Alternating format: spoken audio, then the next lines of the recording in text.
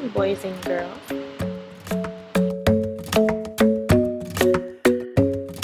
So today, we are going to learn about the components of scholarly writing in the educational field.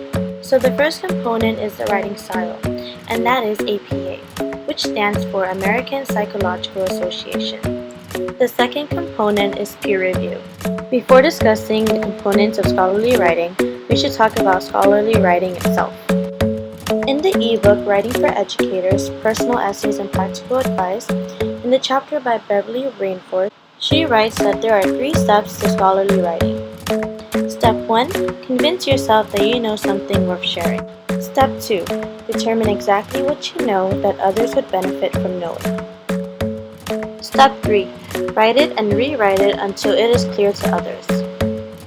So moving on back to writing style, in this article, a scholarly writing resource for counselor educators and their students, they state that according to Thompson, 1995, one's writing style is a foundation ingredient in successful scholarly writing.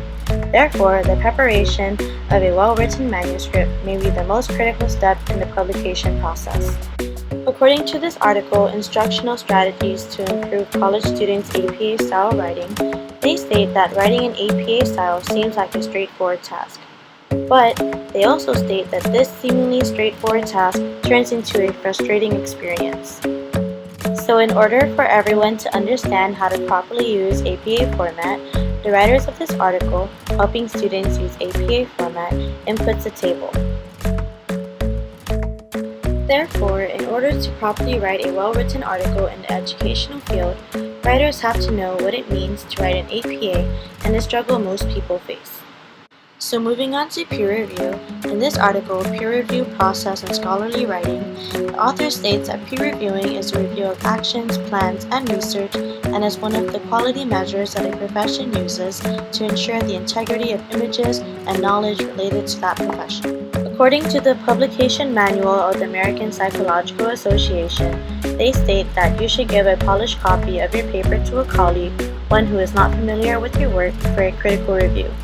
The result with this strategy will give greater accuracy and thoroughness and clearer communication. There are some drawbacks, however, when it comes to peer reviewing. Peer reviewing can put down a writer, making them feel frustrated over negative criticism.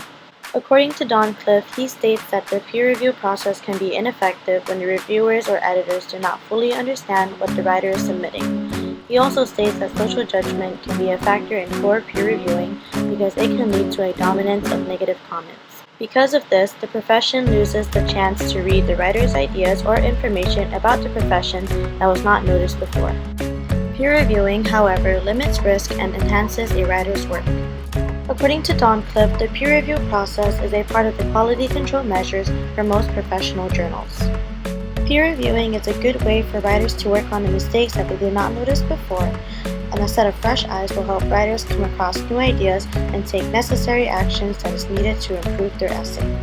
In conclusion, the components of scholarly writing in the educational field is APA and peer review. Thank you everyone for listening to my presentation, and I hope you have a great day.